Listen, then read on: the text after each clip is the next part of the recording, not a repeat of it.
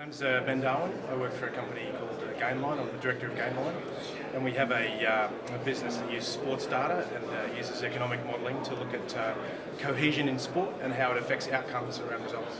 And how do you sort of measure your progress in that industry? What are your sort of key performance indicators? With any business, it always takes 3 times as much money and 3 times longer. So we've been doing it for about a year now, and the way that we measure teams is we measure teams on shared experience, external experience within a club, and the measure that we come up with is a team's capacity for success. And generally, most teams will, most of the general public and coaches will look at a team at skill level and coaching.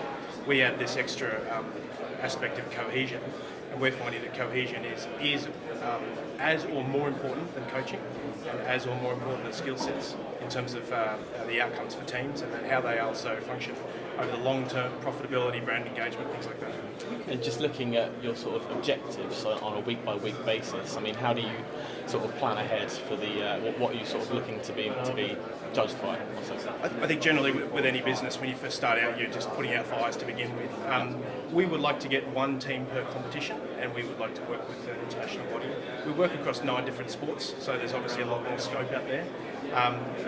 Generally, we have one client at the moment that we're looking at, and we want to use that one particular client, and we want to work with them over, say, a 3-year, 4-year basis to actually help them build themselves into a club that's sustainable, successful, profitable, and consistent. And what sort of threats to your business do you face on a weekly basis in terms of maybe competition? Or? There's no one else actually looking at this anywhere else in the world. There's people looked at it in economics, and interestingly, for example, in corporations, the numbers actually work exactly the same. I think generally private owners are more keen for success in the short term. So ego is a big threat for us. That generally people want to win now, we tend to work more with boards of clubs that sort of try to take a long-term perspective. So it's people's interest in the team, whether it's a short-term or long-term, that tends to always be a threat to success in the long term. So if you want a team to win now, you're going to hurt yourself in the future. But if you're willing to stay the course, then you're going to have that success. And are you based predominantly in the Northern Hemisphere, the Southern Hemisphere, or a mixture?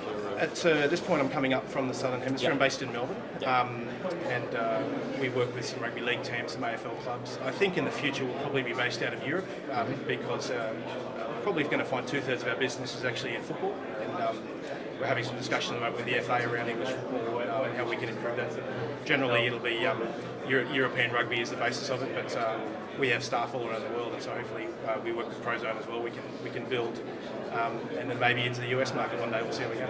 And finally, I suppose, just touching on that, looking forward maybe into a year or the next couple of years, is that where you see your business going and how you'll be sort of measured in the next couple of years? Yeah, I think we don't so much focus on how much we can grow. We want to focus on getting the process right. So at the moment we have this ridiculously simple algorithm that we can use, and we actually find it's still the most accurate algorithm in the world in terms of predicting success. But at the same time, we want to get it far more accurate than it is now. So that's really our main focus at the moment, working with Prozone probably over the next year to build something really, really sharp that's very much more predictive and functional. And then once we get that right, we know that hopefully the success will come. So that was, every time I have a 12-month mark, I look back a year later and say, geez, we need to double that amount of time. So it's my first business, but generally we're finding it to be working pretty well.